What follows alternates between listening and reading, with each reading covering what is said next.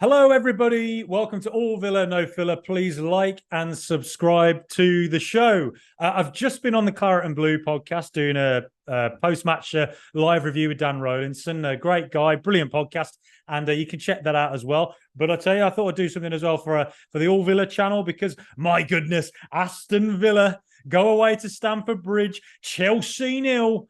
Aston Villa won. 2 wins in a row at Stamford Bridge. We won 2-0 there last season, and we win again today. Oh, my goodness. Didn't Villa need that? Because, look, a few different things. Away from home this season, we've conceded a lot of goals. St. James's Park, 5. Anfield, 3. Conceded 3 at Warsaw as well. And then today, kept a clean sheet. Exactly what Pau Torres and Ezri Konsa needed as a defensive partnership. Absolutely what they needed. And on top of that, the Thursday to Sunday fixture list, all the players talk about it. The managers talk about it. It's difficult to go from Thursday to Sunday because you don't have as much time to prepare, do you, for the opposition? Whereas Chelsea have had a full week to sit around with a pina coladas, drinking all week long, watching us on the big screen. Pochettino's had all week to figure out, well, how did Newcastle hurt Villa? How did Liverpool hurt Aston Villa? How did Warsaw hurt them? And instead, Aston Villa have reacted to that, not let Chelsea overwhelm us, and come out and won 1-0. Massive. Absolutely massive. Like the band, Massive Attack. Just brilliant stuff. And so, look, hey, here we go. Right. First 20 minutes, first 25 minutes, I thought Chelsea's press was very good, right? And Villa could not play out from the back. And it reminded me a little bit of Liverpool. Liverpool's press, far better. Liverpool's press was sustained over the entire game as well. And Liverpool's press was, the structure of it was so good. My God, Klopp is a great manager, isn't he?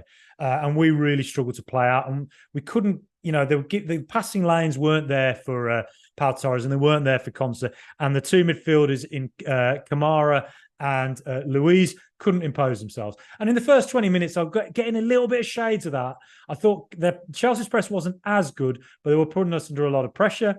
We weren't able to get it out from the back at all, really. So we were constantly having to go back to Martinez, who would lump it long, or we would do like get it to a winger, or a right back or a left back, and they'd just knock it long, hoping for the best. But Chelsea they weren't able to keep up that momentum, and we also didn't make a mistake. We didn't concede in that first 20 like we did at Liverpool. So mentality-wise, you're thinking, right, we've got a clean sheet. The opposition aren't as comfortable. So, that means we're not chasing the game now, are we? We're not going to make more mistakes.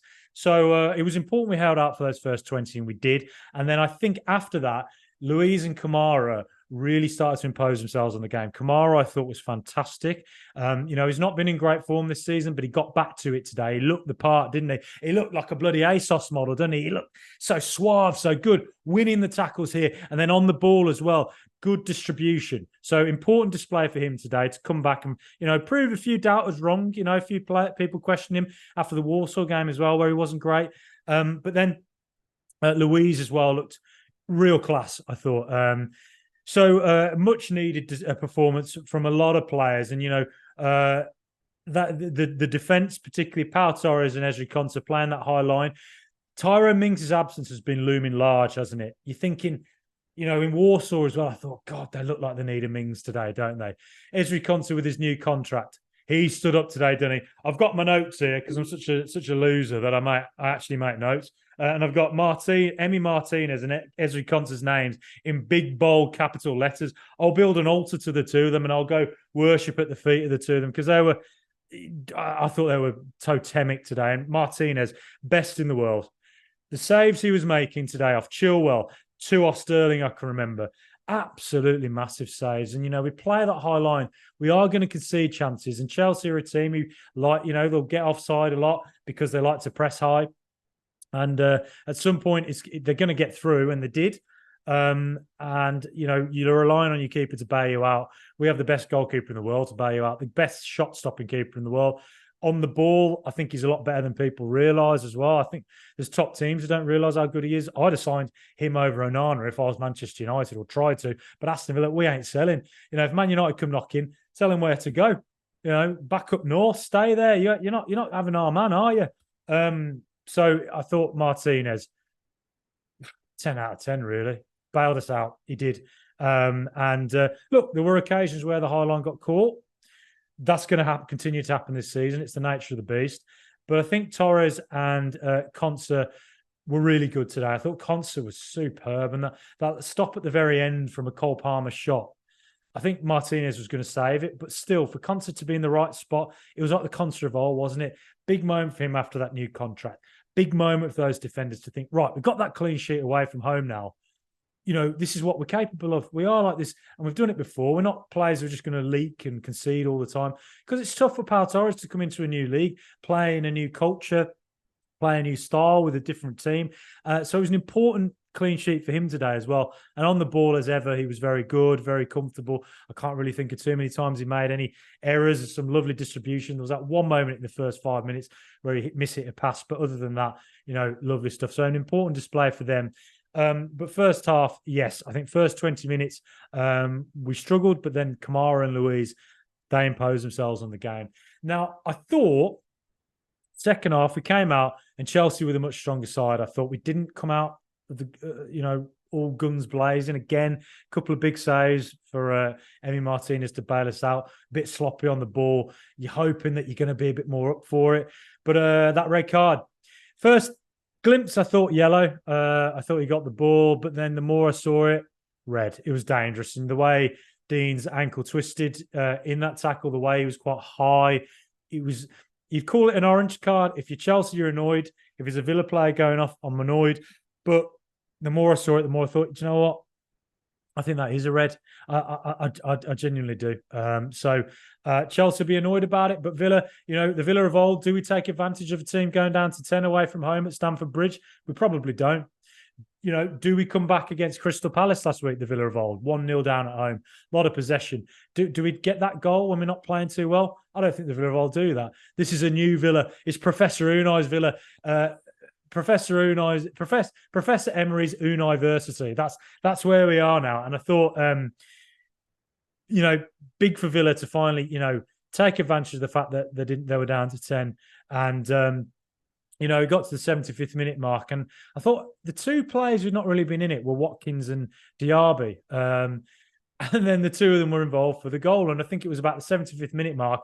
I'm probably coming to the point where you're thinking, do you get a Leon Bailey on? Does Jon Duran come on after his great form recently? I said before the game, I predicted Watkins would get his goal today. Diaby, finally, Thiago Silva makes a mistake. Diaby runs on through. Good ball to Watkins. Takes the shot. It's blocked by, I think, maybe Colwill. But it comes back to him. And then Watkins instinctively hits it through Sanchez's legs. 1-0. And, Sanchez had an absolute blinder of a game. Denied us two of the absolute greatest goals of all time. Luca Dean's volley in the first half. Zaniolo's volley in the first half as well. And, much needed for Watkins. And before that, Watkins wasn't looking at it again, was he? He was looking a bit low on confidence. I am president of the Ollie Watkins fan club. I wear a jacket with his face on it wherever I go out. People say to me, who's that? What's wrong with you? Your fashion's terrible. I'm like, I don't care. I'm president of the fan club and I'll continue to be. Because after that goal, Watkins looked like the player that we remember, doesn't he? When he got the ball, he looked more comfortable. His link-up play was better. He was winning the 50-50s. And he's that confidence player, and he needs that goal. And you could see the celebration, fingers in the ears. And also when he ran over to the Villa fans, kind of touching the badge, looking into the sky, almost of relief, wasn't it? You're a striker, you need a goal. And it came for him at an important time. And, hopefully now he can go on and score a whole bunch of goals, particularly with bloody Brighton coming to play us at Villa Park next week. And I'm sure he'll go and score a few more goals now. Important goal for him. Again, as I say, after that goal, he looked like the Watkins of old, didn't he? Everything was coming off for him a bit more. Very important for a lot of players today, that defence as well, and for Watkins. And, something I'll mention as well is, when in the first half, I thought, and I said this before the game, I thought the threat would be Sterling and Malagusto bursting on down the right. And a couple of occasions they were the threat, but also when Malagusto burst on down the right, there were a couple of occasions we won the ball back, and then we weren't really making the most of the fact that there was a gap in behind. I think Zaniolo was playing very well. He had some absolute quality moments and touches. But I did wonder, is this more a game for Jacob Ramsey to make the most of that, the space that's in behind? But then as soon as it went down to 10 men, I suddenly thought, now suddenly it feels like this is Zaniolo's game, doesn't it? A player of intricacy, a player who can maybe make that magical pass when you need it. So I think that's suggestive of Villa's strength in depth, isn't it? The players that we, different options, which is not something we've had in the past. So it was good to see Ramsey come on though, and he's looking straight at it, doesn't he? He doesn't look like he's been away, and I'm sure he'll be starting games very, very soon. But an important win, 11 minutes injury time. Gee whizzlers, the stress I felt watching that. Bloody hell, where did that come from? 11 minutes? I mean, come on, please. So Jared Gillett, not great as a referee today. A few decisions I thought were a bit off it, and the Lions, I think, got a few calls wrong as well. But, like I say, and I keep saying, does the Villa of old hold out at Stamford Bridge? Does the Villa of old hold out? Does Steven Gerrard's Villa hold out when, even when they're down to 10? Cole Palmer's on. He's looking very good. He's making a few dangerous moves. Sterling's getting chances. Do we hold out? I don't think we do, but we did today. We kept Jackson very, very quiet, I thought. And Chelsea will be frustrated. They did miss a few big chances, and that's something to note. We did concede a few big chances, but sometimes you've got to make your own luck, and we did. So, look, big win. We've needed that. 4 wins in 6 to start the season. We've had like bloody million games away from home for it, seemingly, and it's at home where we look at our most dangerous now. So, plenty of home games to come. Brighton away next. Can Villa win that? Would you bet against us? Because as I say, as the late great Ron Saunders once said, would you bet against us? Because I wouldn't. Would you? Up the mighty Villa.